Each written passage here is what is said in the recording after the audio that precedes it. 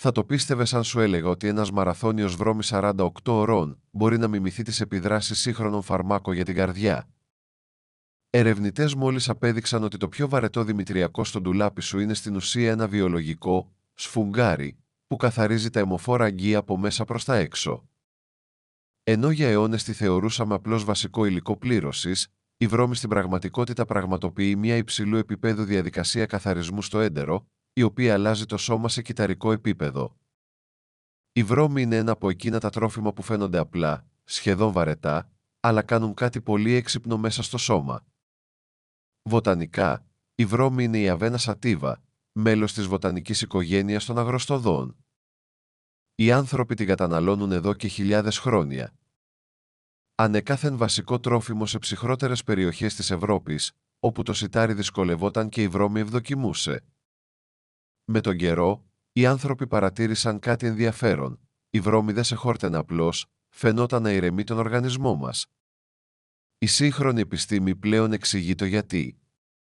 Ο κύριος λόγος που η βρώμη μειώνει τη χολυστερόλη σχετίζεται με έναν συγκεκριμένο τύπο διαλυτών φυτικών ινών, τη β-γλυκάνη. Δεν πρόκειται για οποιαδήποτε ίνα. Όταν η β-γλυκάνη φτάσει στο έντερο, απορροφά νερό και σχηματίζει μια παχύρευστη, ζελατινώδη ουσία. Μπορείς να τη σκεφτείς σαν ένα μαλακό σφουγγάρι ή ένα αργό, κολώδες δίχτυ που κινείται μέσα στο έντερο. Αυτό το τζέλ δεσμεύει τα χολικά οξέα, τα οποία είναι πλούσια σε χολυστερόλη και κανονικά επαναχρησιμοποιούνται από τον οργανισμό. Όταν όμως αυτά τα χολικά οξέα παγιδεύονται και αποβάλλονται, το ύπαρ πρέπει να παράγει νέα. Για να το κάνει αυτό, τραβά χολυστερόλη απευθείας από το αίμα. Εκεί ακριβώς προκύπτει η μείωση της χολυστερόλης. Λιγότερη επαναχρησιμοποίηση, περισσότερη αποβολή, χαμηλότερα επίπεδα στο αίμα. Απλό, αλλά πολύ αποτελεσματικό.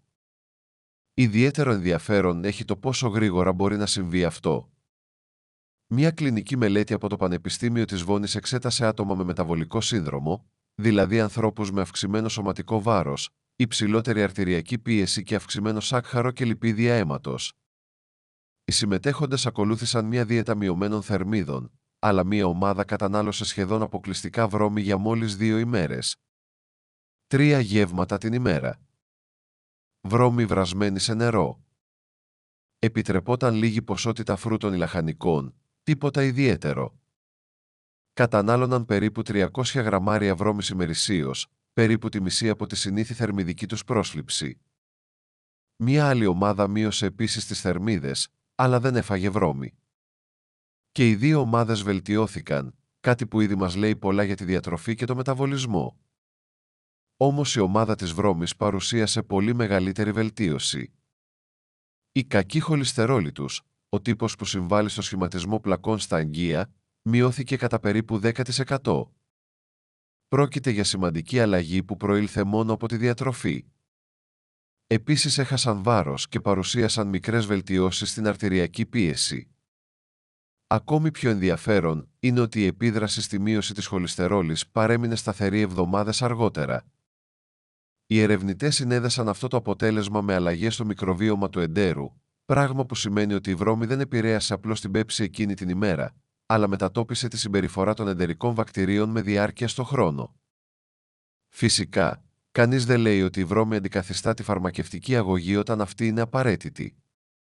Όμως μια μείωση της LDL κατά 10% έχει κλινική σημασία, ιδιαίτερα όταν προέρχεται από κάτι τόσο βασικό όσο η τροφή.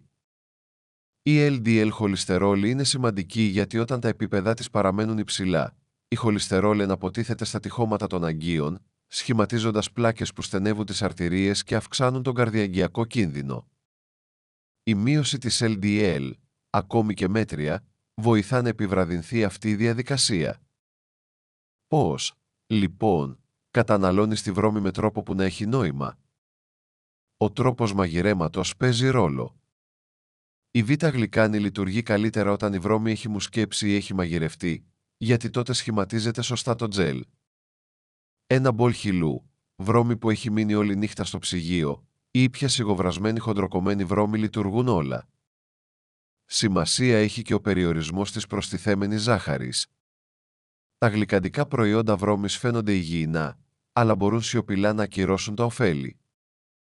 Η προσθήκη φρούτων, ξηρών καρπών, σπόρων ή λίγου γιαουρτιού κάνει το γεύμα χορταστικό και βοηθά στη ρύθμιση του σακχάρου. Και η συνέπεια έχει μεγαλύτερη αξία από τις ακρότητες.